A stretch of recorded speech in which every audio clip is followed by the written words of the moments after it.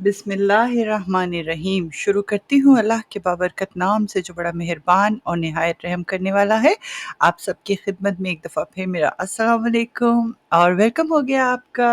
हमारे चैनल औराक पर। हज़रत यूसुफ़ अलैहिस्सलाम पार्ट 2। पिछली किस्त में हमने देखा कि किस तरह से हज़रत यूसुफ़ अलैहिस्सलाम पे उनकी मालिक की बीवी ज़ुलेखा ने एक बदकारी का इल्ज़ाम लगाया अपने शौहर के साथ हम सामने। हालाँकि वो ख़ुद इस काम का इर्तिकाब करना चाहती थी और हज़रत यूसुफ़ अलैहिस्सलाम ने तो मना फ़रमाया था। लेकिन उसने जब हज़रत यूसुफ़ अलैहिस्सलाम कमरे से निकलने की कोशिश कर रहे थे, तो उसने पीछे से हाथ लगा के उनका कुर्ता फाड़ दिया और इस बात को दलील बनाया एक साहब ने और ये बताया कि ये कुर्ता अगर पीछे से फटा होता है तो इसका मतलब है कि मर्द जो है वो बेगुनाह है और औरत गुनहगार है, और अगर आगे से फटा होता है तो औरत गुनहगार नहीं है, मर्द गुनहगार है। तो इस चीज़ का उन्होंने इल्म दिया और इस तरह से हज़रत यूसुफ़ अलैहिस्सलाम के हक़ में गवाही दी। सूरह यूसुफ की आयत नंबर 27 में आता है कि फिर जब अजीज ने उसका कुर्ता पीछे से फटा हुआ देखा तो कहा, बेशक ये तुम औरतों का मकर है, बेशक तुम्हारा मकर बहुत बड़ा होता है। इससे अगली सूरत 28 में कहते हैं, ए यूसुफ तुम इस बात से दरगुजर करो और ए औरत तू अपने गुनाह की माफ़ी मांग, बेशक तू ही खताकारों में है। दलील सुनने के बाद अज़ीज़ मिस्र जो थे उन्होंने इस बात की दलालत दी कि जो उनकी बीवी है वो गलत है और हज़रत यूसुफ़ अलैहिस्सलाम जो है वो दुरुस्त हैं, और साथ ही हज़रत यूसुफ़ अलैहिस्सलाम को एक वसीयत की कि तुम इस औरत के इस बात को दरगुज़र करो, यानी इसका ज़िक्र कहीं और नहीं करना, और उस औरत से भी कहा कि तुम ख़ताकार हो, तो मैं चाहती हूँ कि तुम अपनी ख़ता की माफ़ी मांगो। लेकिन हुआ ये कि इससे अगली 29वीं आयत में है, और शहर में कुछ औरतों ने कहा कि अजीज़ की बीवी अपने नौजवान का दिल लुभाने की कोशिश कर रही है, बेशक उनकी मोहब्बत इसके दिल में समा गई है, हम तो इस औरत को खुली मोहब्बत में गुम देख रहे हैं। और इससे अगली आयत भी मैं साथ ही पढ़ देती हूँ ताकि उसको एक साथ ही फिर हम ज़िक्र कर लेंगे। जब उस औरत ने उसकी बात सुनी तो उन औरतों की तरफ पैगाम भेजा और उनके लिए तकिया लगाकर बैठने की नशिस्तें तैयार की और इनमें से एक-एक को एक-एक बार छुरी दे दी और यूसुफ से कहा कि उनके सामने आइए। तो जब औरतों ने यूसुफ को देखा तो उनकी बड़ाई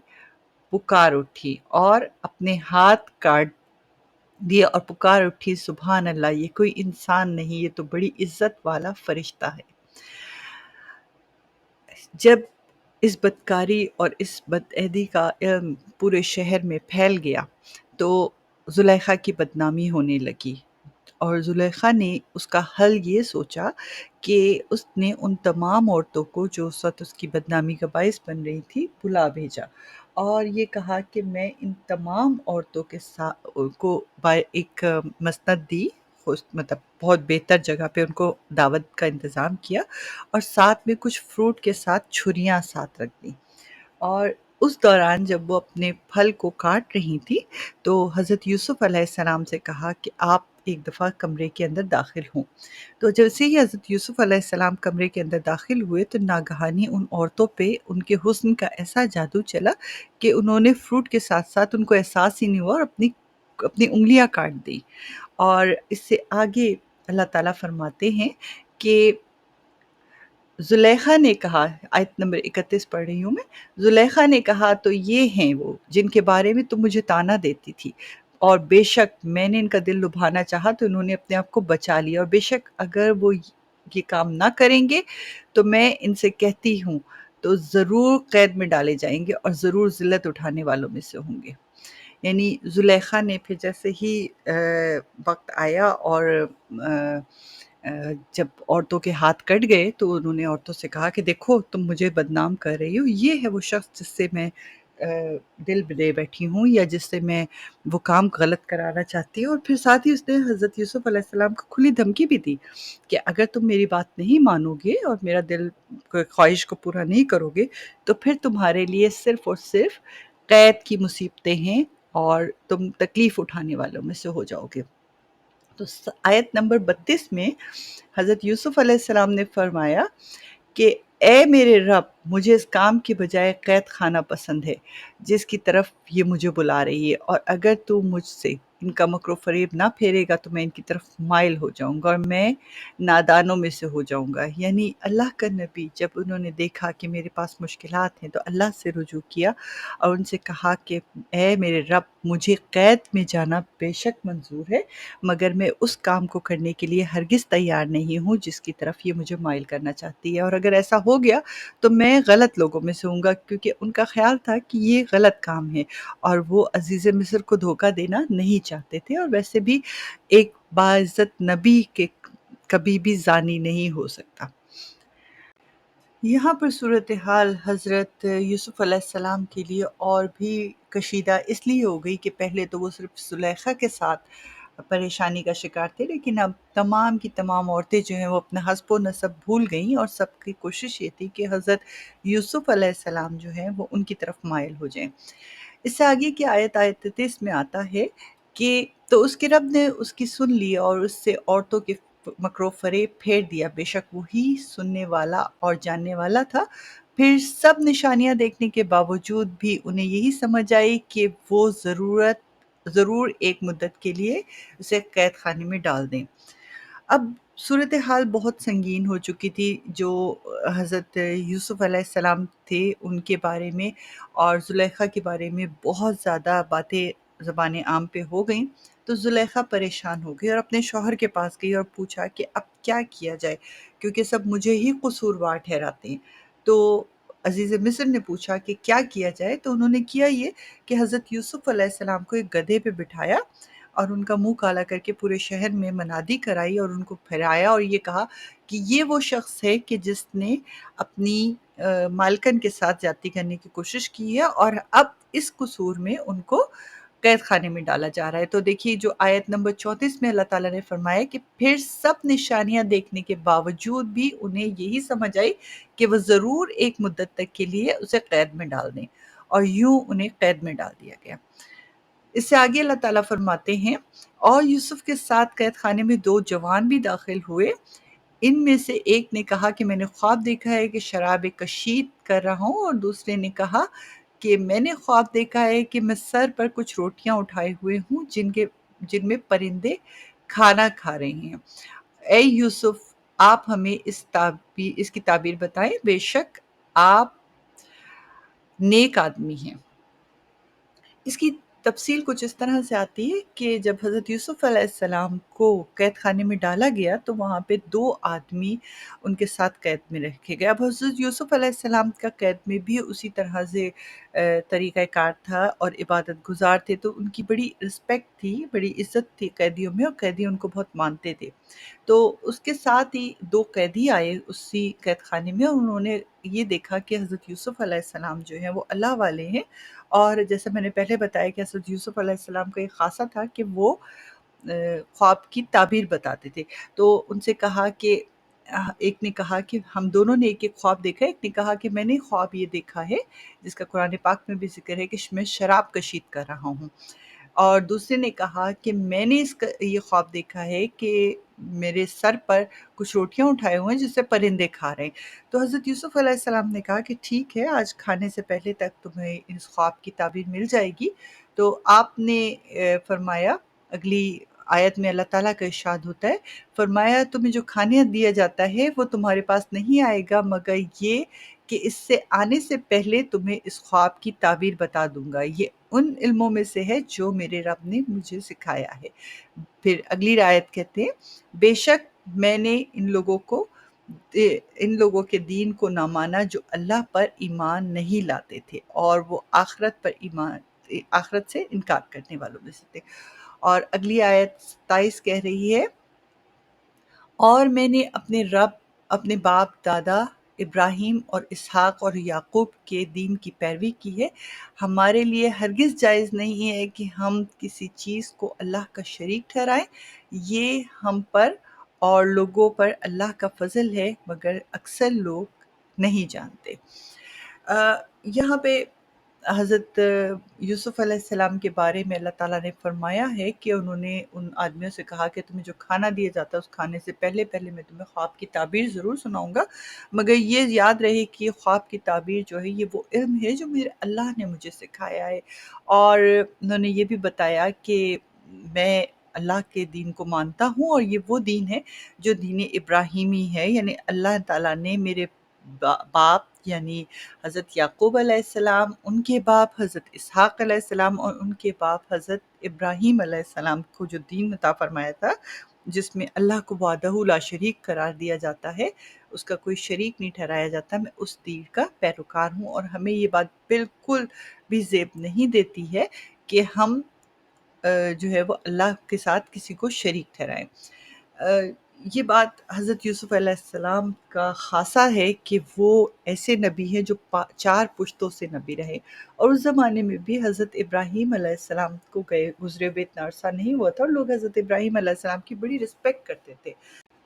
असल में तो हज़रत यूसुफ़ अलैहिस्सलाम के दिल में जो ख़्याल आया इन सारी बातों से, जब उनके पास आए वो अपने ख्वाब की ताबीर के लिए कि क्यों ना इन लोगों को राह हक़ पे ले आएँ,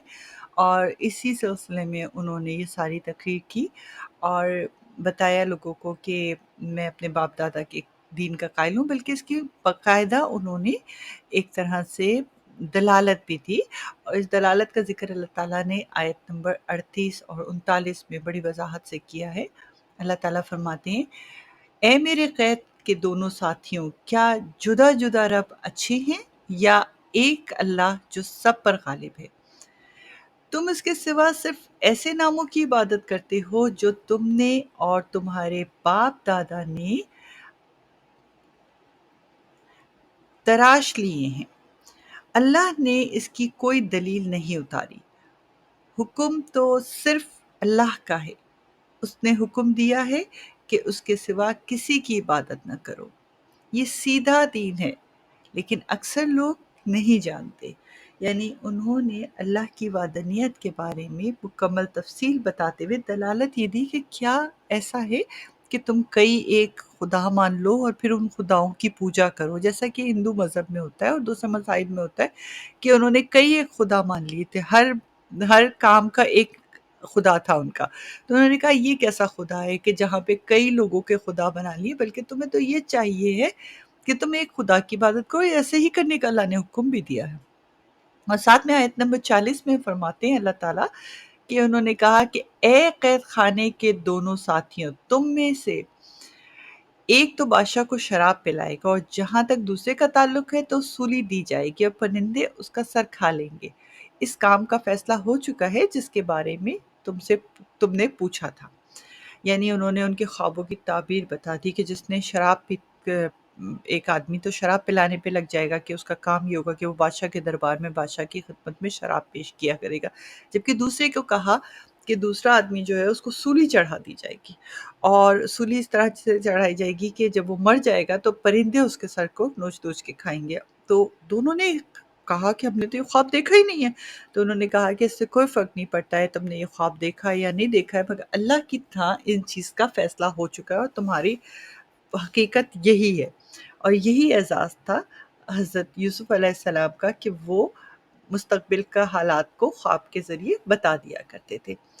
इससे अगली 41वीं आयत में है, और यूसुफ़ ने जिसके बारे में गुमान किया कि दोनों में से वो बच जाएगा, उसे फ़रमाया, अपने बादशाह के पास मेरा ज़िक्र करना। तो शैतान ने उसे अपने बादशाह के सामने यूसुफ़ का ज़िक्र करना भुला दिया, तो यूसुफ़ कई बरस और जेल में रहे। यहाँ ये आता है कि अ, जो आदमी शैतान जो जिस आदमी को ये ख़्याल किया गया था कि वो शराब पिलाएगा बादशाह को, तो उससे कहा कि जब तुम बादशाह के दरबार में जाओ तो वहाँ जाके मेरा ज़िक्र ज़रूर करना। लेकिन हुआ ये कि शैतान ने उसको बहकाया और वो ये भूल गया, वो आराम से उस बादशाह के दरबार में काम करता रहा और ये हकीकत भी हुई कि जिसके बारे में कहा गया था सूली चढ़ा देगा, वो सूली चढ़ गया। और उसका बिल्कुल उसी तरह से जैसे हज़रत यूसुफ़ अलैहिस्सलाम ने उसको बताया था, बिल्कुल उसी तरह से उसके सर जो है वो परिंदों ने खाया। लेकिन जो आदमी शराब के लिए था मुक़र्रर था, तो वो शराब पिलाता रहा। حضرت عبداللہ بن مسعود رضی اللہ تعالیٰ فرماتے ہیں کہ تعبیر سن کر دونوں نے حضرت یوسف علیہ السلام سے کہا کہ ہم نے تو یہ خواب نہیں دیکھا، تو ہم تو ہنسی کر رہے تھے۔ تو حضرت یوسف علیہ السلام نے کہا کہ اس کام کا فیصلہ تو ہو چکا ہے، اور تم سے پوچھا تھا تو میں نے تمہیں بتا بھی دیا ہے اس کو، کہ تم نے یہ خواب دیکھا یا نہ دیکھا ہو، اب یہ خبر ٹل نہیں سکتی ہے۔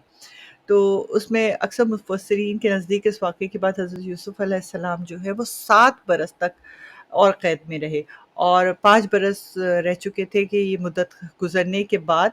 جب اللہ تعالیٰ نے حضرت یوسف علیہ السلام کو قید سے نکالنا منظور فرمایا۔ اور ہوا یہ کہ قید سے کیسے نکلے، اس سے پہلے میں اللہ تعالیٰ کے کلام کو پڑھ لیتی ہوں، اس کی ترجمے کو، پھر میں آپ کو تفصیل بتاتی ہوں کہ قید سے کیسے نکلے۔ اور بادشاہ نے کہا، میں نے خواب میں 7 موٹی گائیں دیکھی جنہیں 7 دبلی پتلی گائیں کھا رہی ہیں، اور 7 سرسبز بالیاں اور دوسرے خشک بالیاں دیکھیں۔ اے درباریوں، اگر تم خوابوں کی تعبیر جانتے ہو تو میرے خواب کے بارے میں مجھے بتاؤ۔ آیت نمبر 43 میں ہے، انہوں نے کہا یہ جھوٹے خواب ہیں اور ہم ایسے خوابوں کی تعبیر نہیں بتا سکتے۔ 2 قیدیوں میں سے، اس سے اگلی 44ویں آیت بھی ساتھ ہی پڑھی ہوں، اور 2 قیدیوں میں سے بچ جانے والے نے کہا کہ اسے ایک مدت کے بعد یاد آیا، میں تمہیں اس کی تعبیر بتاؤں گا، تم مجھے یوسف کے پاس بھیج دو۔ اب یہاں تھوڑا سا میں آپ کو تفصیل بتاتی ہوں۔ اس کی ہوا یہ کہ اللہ تعالیٰ نے حضرت یوسف علیہ السلام کو 7 سال تک جو ہے وہ اس قید خانے میں رکھا۔ پھر اس کے بعد جو بادشاہ تھا مصر کا، ریان بن ولید اس وقت بادشاہ تھا وہاں پہ، تو اس نے خواب دیکھا، اور اس نے یہ دیکھا کہ جیسا کہ کلام پاک میں آیا ہے کہ 7 موٹی تازی گائیں ہیں جو 7 دبلی پتلی گائیں کو کھا رہی ہیں، اور پھر اس نے 7 سبز بالیاں دیکھی، اور پھر دوسری خشک بالیاں بھی دیکھی اس نے۔ تو اپنے درباریوں سے کہا کہ بتاؤ تو صحیح کہ اس کا کیا راز ہے۔ تو اس کے جتنے بھی جادوگر تھے، کاہن تھے، انہوں نے تعبیر بنانے والے تھے، سب نے سے اپنا خواب بیان کیا، مگر کوئی بھی ان کے خواب کا جو حل ہے وہ نہیں نکال سکا۔ تو اس پہ اچانک اس آدمی کو یاد آ گیا جو شراب پینے پہ تھا، پلانے پہ تھا، کہ ارے مجھے یہ پتا ہے کہ کیا ہوگا۔ تو اس نے کہا کہ میں بتاتا ہوں آپ کو کہ کیا ہوگا، لیکن مجھے یوسف کے پاس جانا ہوگا جو قید خانے میں ہے۔ تو اس کے بعد اللہ تعالیٰ آیت نمبر 45 میں فرماتے ہیں کہ اے یوسف، اے صدیق، ہمیں 7 موٹی گایوں کے بارے میں تعبیر بتائیں جنہیں 7 دبلی گائیں کھا رہی ہیں، اور 7 سرسبز بالیوں اور دوسری خشک بالیوں کے بارے میں، تاکہ میں لوگوں کی طرف لوٹ کر جاؤں تاکہ وہ جان لیں۔ تو حضرت یوسف علیہ السلام نے فرمایا، تم 7 سال تک لگاتار کھیتی باڑی کرو گے، تو تم جو فصل کاٹ لو گے اسے اس کی بالی کے اندر ہی رہنے دینا، سوائے اس کے تھوڑے غلے کے جو تم کھا لو۔ پھر اس کے بعد 7 برس سخت آئیں گے،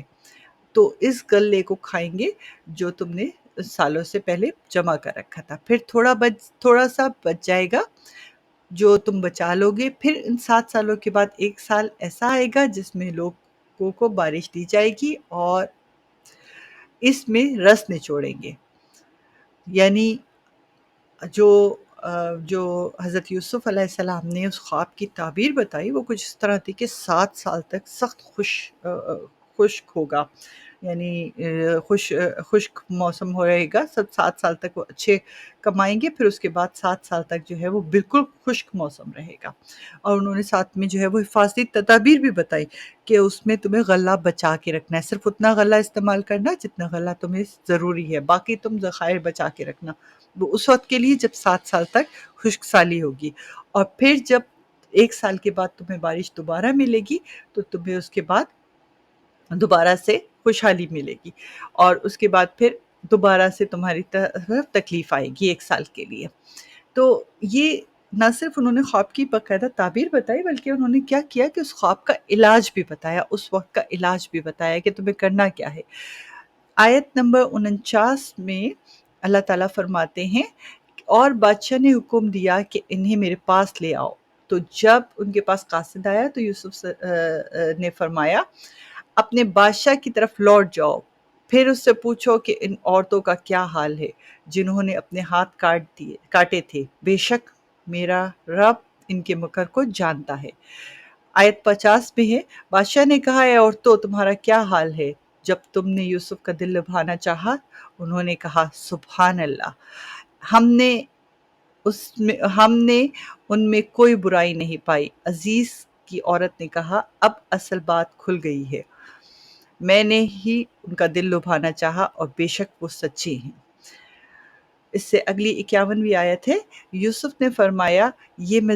میں نے اس لیے کیا تاکہ عزیز کو معلوم ہو جائے کہ میں نے اس کی عدم موجودگی میں کوئی خیانت نہیں کی اور اللہ خیانت کرنے والوں کا مکر نہیں چلنے دیتا۔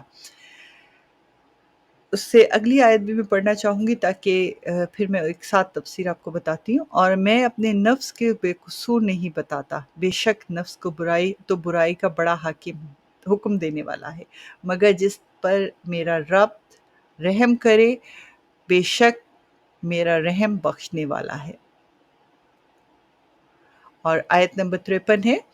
اور بادشاہ نے کہا انہیں میرے پاس لے آؤ تاکہ میں انہیں اپنے لیے منتخب کر لوں۔ پھر جب بادشاہ نے یوسف سے بات کی تو کہا بے شک آج آپ ہمارے لیے معزز اور امانت دار ہیں۔ اچھا جی، تو پھر اللہ تعالیٰ نے جو فرمایا اس کی تھوڑی سی تشریح کر دیتی ہوں کہ جب